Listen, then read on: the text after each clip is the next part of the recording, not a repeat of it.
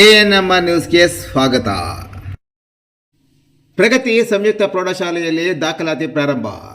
ಚಿಂತಾಮಣಿ ನಗರದ MG ರಸ್ತೆಯ ಆದರ್ಶ ಚಿತ್ರಮಂದಿರದ ಹಿಂಭಾಗದಲ್ಲಿರುವ ಪ್ರಗತಿ ಸಂಯುಕ್ತ ಪ್ರೌಢಶಾಲೆಯಲ್ಲಿ 2026-27ನೇ ಸಾಲಿನ ಪ್ರೀಸ್ಕೂಲ್, LKG, UKG 1ನೇ ತರಗತಿಯಿಂದ 9ನೇ ತರಗತಿವರೆಗೂ ದಾಖಲಾತಿಗಳು ಪ್ರಾರಂಭವಾಗಿವೆ. ನಮ್ಮಲ್ಲಿ ಯೋಗ, ಕರಾಟೆ, ಡ್ಯಾನ್ಸ್, ಕ್ರೀಡೆ ಮುಂತಾದ ಪಠ್ಯೇತರ ಮತ್ತು ಸಹ ಪಠ್ಯೇತರ ಚಟುವಟಿಕೆಗಳ ತರಬೇತಿಯನ್ನು ನೀಡಲಾಗುತ್ತದೆ.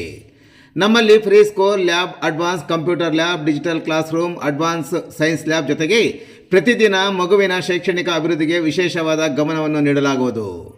ಮಕ್ಕಳಿಗೆ ಸುರಕ್ಷಿತ ವಾಹನ ಸೌಲಭ್ಯವನ್ನು ಸಹ ಒದಗಿಸಲಾಗುವುದು. ಒಮ್ಮೆ ಭೇಟಿ ಕೊಡಿ. ಪ್ರಗತಿ ಸಂಯುಕ್ತ ಪ್ರೌಢಶಾಲೆ, MG ರಸ್ತೆ, ಚಿಂತಾಮಣಿ. ಹೆಚ್ಚಿನ ವಿವರಗಳಿಗೆ 8772776567 ಮತ್ತು 9164976866 ಮೊಬೈಲ್ ಸಂಖ್ಯೆಗೆ ಸಂಪರ್ಕಿಸುವುದು.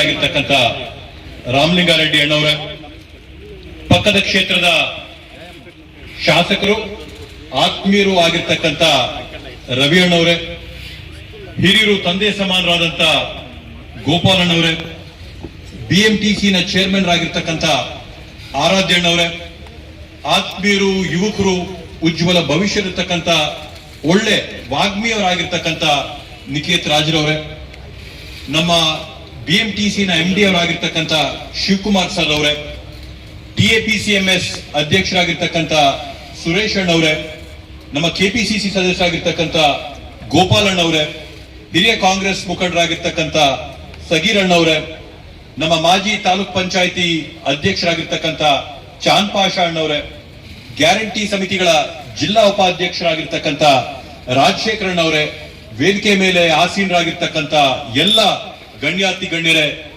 ಈ ಕಾರ್ಯಕ್ರಮದಲ್ಲಿ ಭಾಗವಹಿಸಿರ್ತಕ್ಕಂಥ ಹೊಸಕೋಟೆ ತಾಲೂಕು, ನಂದಗುಡಿ ಹೋಬಳಿ, ಶಿಡ್ಲಘಟ್ಟ ತಾಲೂಕಿಂದ ಬಂದಿರತಕ್ಕಂಥ ನಮ್ಮ ಎಲ್ಲ ಅಣ್ಣ ತಮ್ಮಂದ್ರೆ, ಅಕ್ಕ ತಂಗಿದ್ರೆ, ತಾಯಂದ್ರೆ, ತಮ್ಮೆಲ್ಲರಿಗೂ ಕೂಡ ಈ ಕಾರ್ಯಕ್ರಮಕ್ಕೆ ಮನಸ್ಪೂರ್ವಕವಾದಂತಹ ಸ್ವಾಗತನ ಈ ಸಂದರ್ಭದಲ್ಲಿ ನಾನು ಕೋರ್ತಾ ಇದ್ದೀನಿ. ಬಂಧುಗಳೇ, ಅದೇ ರೀತಿಯಲ್ಲಿ ವೇದಿಕೆ ಮೇಲೆ ಇಲ್ಲದೆ ಮುಂದೆ ಕೂತ್ಕೊಂಡು ಸುಮಾರು ಒಂದು ವಾರದಿಂದ ಈ ಕಾರ್ಯಕ್ರಮದ ಒಂದು ಉಸ್ತುವಾರಿನ ತಗೊಂಡು ಯಶಸ್ವಿಯಾಗಿ ಮಾಡಿಕೊಟ್ಟಿರ್ತಕ್ಕಂಥ ರಾಜಶೇಖರನ್ ಅವರು ಈ ಕಾರ್ಯಕ್ರಮದಲ್ಲಿ ಬಂದಿದ್ದಾರೆ.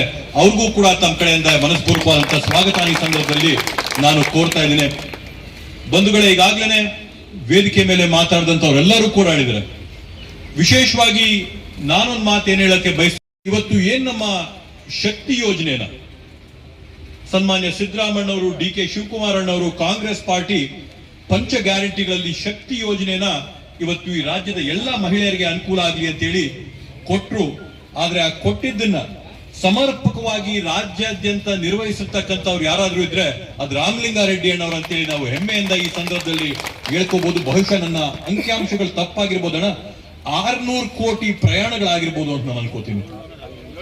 740 ಕೋಟಿ ಪ್ರಯಾಣಗಳನ್ನ, ಅಂದ್ರೆ ಸರ್ಕಾರ ಇವತ್ತು 3 ವರ್ಷ ಮುಗಿಸ್ತಾ ಬರ್ತಾ ಇರಬೇಕಾದಂತ ಸಂದರ್ಭದಲ್ಲಿ ಈ ಶಕ್ತಿ ಯೋಜನೆ ಅಡಿಯಲ್ಲಿ ಕರ್ನಾಟಕಾದ್ಯಂತ 740 ಕೋಟಿ ಪ್ರಯಾಣಗಳ ಒಂದು ಅನುಕೂಲ ಸೌಲಭ್ಯನ ಇವತ್ತು ರಾಜ್ಯದ ಮಹಿಳೆಯರೆಲ್ಲರೂ ಕೂಡ ಪಡ್ಕೊಂಡಿದ್ದಾರೆ. ಮಹಿಳೆಯರ ಸಬಲೀಕರಣ ಆಗಿದೆ.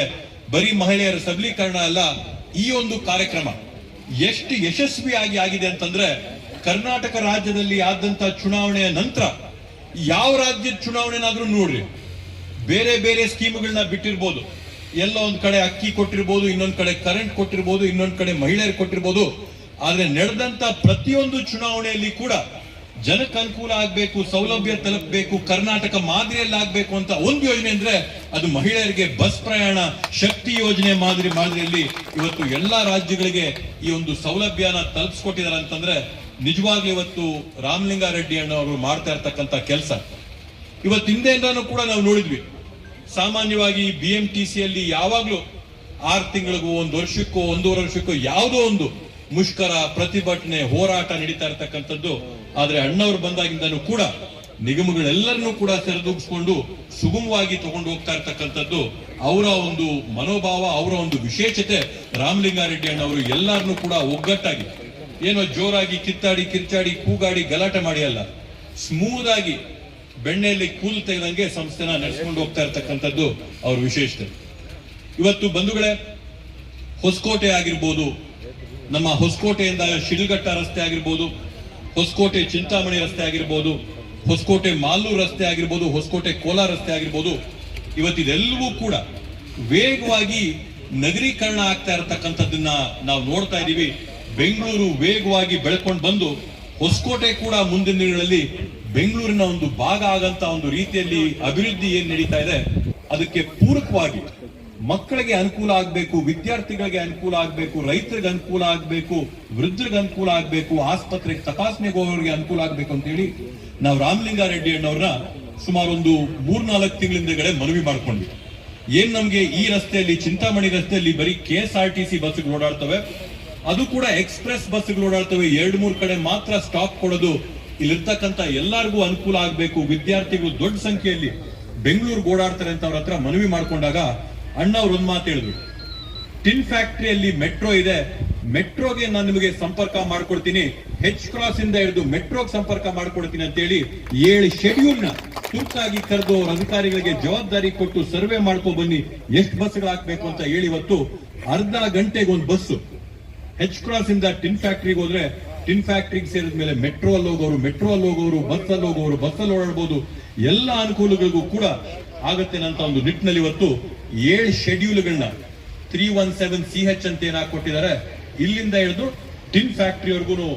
ಇದು ಆಕ್ಚುಲಿ ಅಣ್ಣ metro feeder, metro number MH ಇರಬೇಕು, metro number MF, metro feeder MFA ಹಾಕ್ಬೋದಿತ್ತು. ಮತ್ತೆ ಇದು ಒಳ್ಳೆ ರೀತಿಯಲ್ಲಿ ಅನುಕೂಲ ಆಗಂತ ಬಸ್ನ ಇವತ್ತು ನಮಗೆ ಮಾಡಿಕೊಟ್ಟಿದ್ದಾರೆ.